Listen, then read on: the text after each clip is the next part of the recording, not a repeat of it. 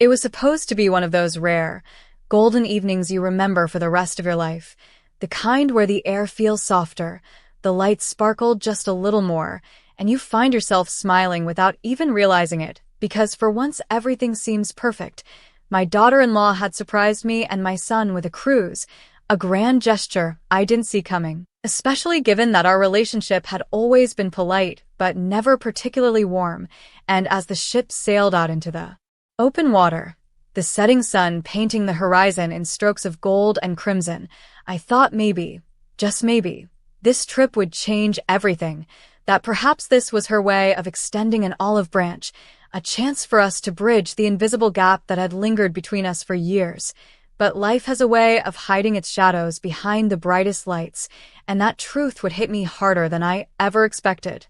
On the second night, during a formal dinner where the room gleamed with chandeliers, and the sound of clinking glasses danced through the air, she leaned over to my son, whispered something in his ear that made him chuckle, and then nudged him toward the dance floor, insisting they take a spin together because, as she put it,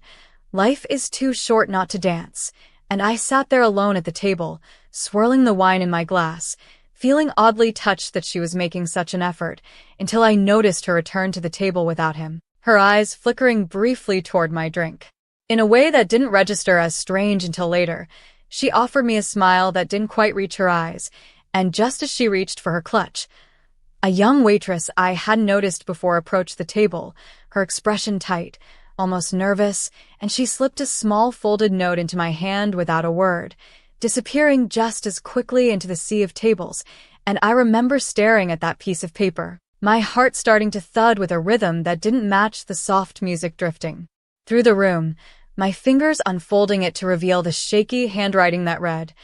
"I just saw her put something into your drink." In that instant the air seemed to thicken, the chatter and laughter around me fading into a muffled hum as my pulse surged in my ears, and without thinking, I reached for her untouched glass instead, my mind replaying every subtle glance, every half-smile she had given me since we boarded. 20 minutes later, she excused herself to the restroom, leaving her drink half-finished, and when she returned, I saw her scanning my face as though waiting for something, and that's when it hit me. Whatever she had expected to see in my eyes wasn't there, and her expression faltered, if only for a heartbeat.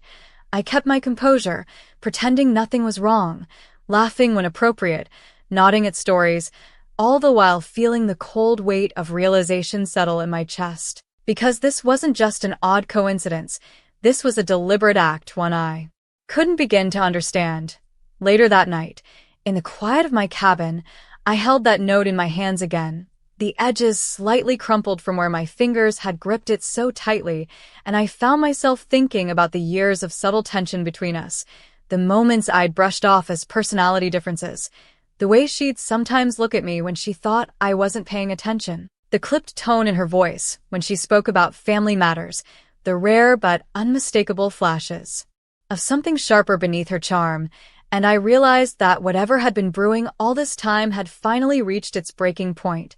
The next morning, I went straight to the ship's security, sliding the note across the counter to a stern-faced officer whose eyes darkened as he read it, and before I could lose my nerve, I explained what had happened, how I'd switched the glasses, how she had spent the rest of the night subtly watching me, and they assured me they'd handle it discreetly. Though their definition of discreet involved quietly escorting her to a private room for questioning while my son stood in the hallway, confused and concerned.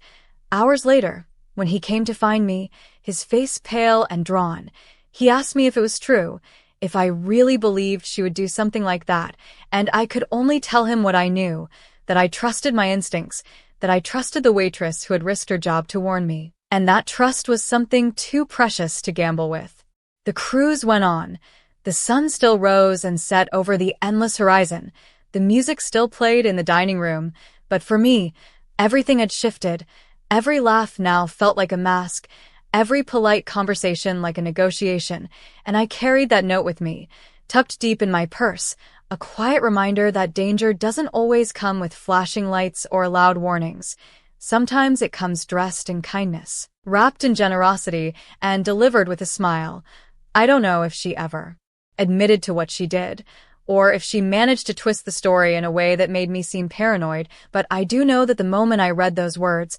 I just saw her put something into your drink. Something inside me woke up, a voice that said, "Pay attention. This is the moment everything changes," and it did. It changed the way I looked at people, the way I trusted, the way I navigated even the smallest interactions. Because in that moment, I realized how thin the line is between safety and danger, how quickly a pleasant evening can turn into the kind of story you tell with a lump in your throat. And now, when I think back to that cruise, it isn't the glittering chandeliers or the gentle sway of the ship that I remember most. It's that folded note in my hand, the trembling in my fingers, the knowledge that someone I welcomed into my family had been willing to cross a line so dark I still can't fully comprehend it. And if you're listening to me now, I need you to hear this. Never ignore the small things, the fleeting instincts, the quiet warnings that whisper in the back of your mind, because they might just be the difference between walking away with your life or becoming a story someone else tells.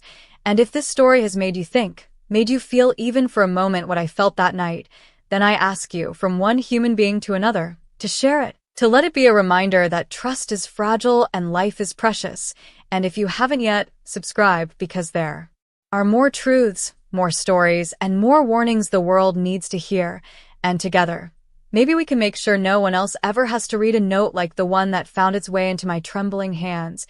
And perhaps, as you sit there right now listening to my words, you can picture yourself in that dining room, the music soft and inviting, the golden lights glinting off crystal glasses, the hum of laughter filling the air, and then, that shift, that single moment when the ground beneath you tilts ever so slightly, when someone else's smile feels like a mask, when a folded piece of paper becomes the lifeline between safety and disaster. I still think about the waitress, about how her eyes met mine for just a second as she slid that note into my palm, and I wonder what gave her the courage to step in, to involve herself in something she could have easily ignored.